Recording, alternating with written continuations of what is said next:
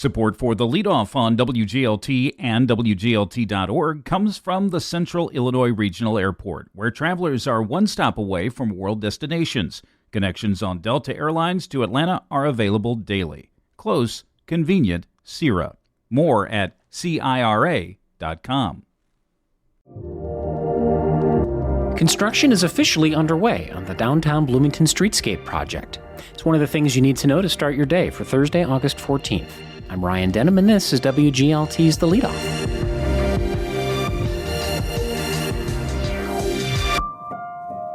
Now let's lead off with Central Illinois nonprofits considering how developing partnerships might help them better meet their missions.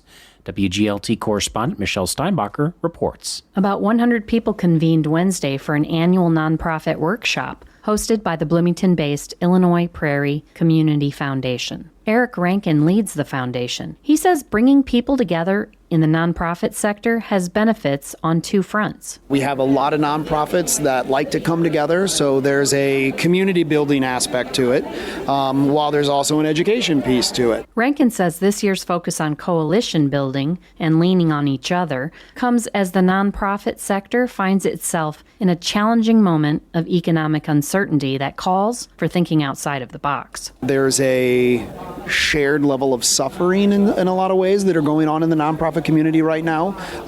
Volatility from the federal government, funding has been difficult for a lot of people. Workshop participant Rich Tenaglia, a board member with the nonprofit Heartland Theater, says he came to gather ideas and connect with his peers. Hopefully this will help us have strategies, formulate strategies to develop coalitions that are meaningful and will help us all. Besides several small group sessions, a 6-person panel discussed the ins and outs of nonprofits partnering with other groups, both private and public. Speakers on the panel included Democratic State Representative Sharon Chung from Bloomington and Patrick Hoban, who leads the Bloomington Normal Economic Development Council, as well as people in nonprofit finance and data assessment. For the Leadoff, I'm Michelle Steinbacher. Here's some other stories we're following in the WGLT newsroom.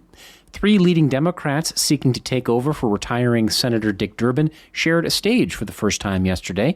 Raja Krishnamurthy, Robin Kelly, and Juliana Stratton all appeared at Governor's Day at the Illinois State Fair. Unit 5 families and staff are mourning the death of an 8th grade teacher as the new school year begins. 57-year-old Sean Anderson died in a bicycle crash at Cumlara Park in Hudson this week. He taught at Kingsley Junior High.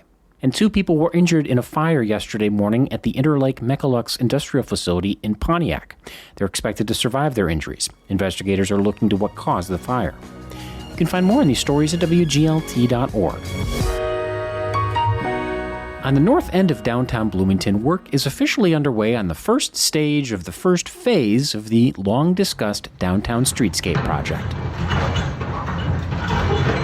Bloomington's Senior Deputy City Manager Billy Tyus says it will be transformational and create more of a downtown destination. Honestly, and rightfully so, there were people out there who said, oh, they're never going to get this done, or they're never going to get this started, and what have you. And to actually see there are bucket trucks and bulldozers down there now doing work is exciting. It's one of the largest publicly funded projects downtown since Grosinger Motors Arena and the Bloomington Center for the Performing Arts were finished 2 decades ago. The $13 million Phase 1 will be built in stages through spring of 2027. It's probably the largest capital investment in our downtown that the city's ever had.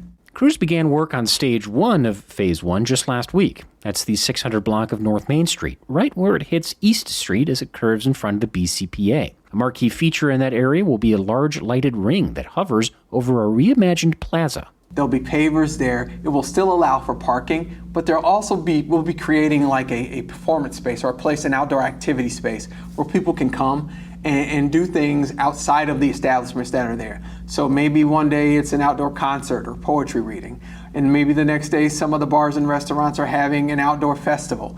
This first phase will create a plaza that allows for that kind of thing. Work is expected to continue through December 1st before shutting down for winter. That's expected to cause some headaches for downtown visitors and residents, as well as the small businesses that rely on day-to-day traffic. We're disrupting that for them. So we're trying to figure out how to make that disruption as small as possible.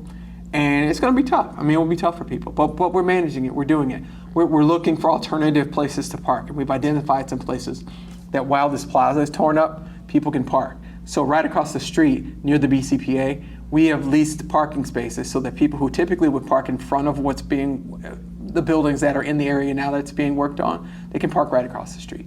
Stage 2 of this first phase along Main Street is expected to begin in spring 2026, one block to the south. Then another block to the south in fall 2026, and another in spring 2027.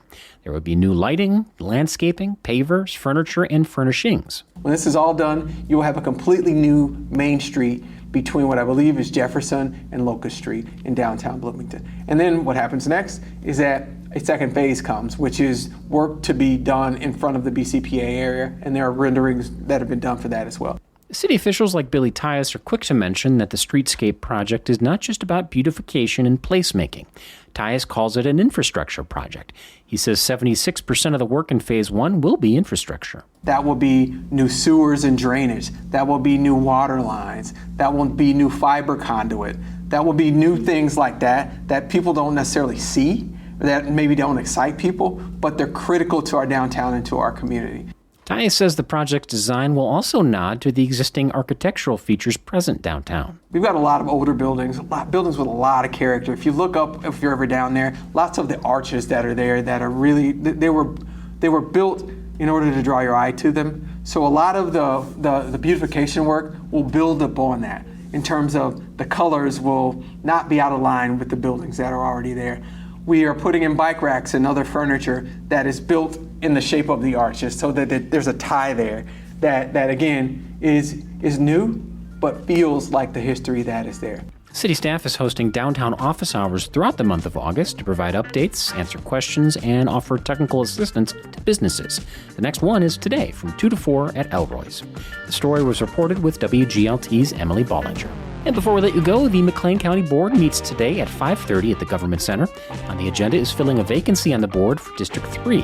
That includes parts of South and West Bloomington and much of Western McLean County. And that's it for today. I'm Ryan Denham. The show is produced by Bren McMonigal. You can subscribe to The Leadoff on the NPR app or wherever you get your podcasts.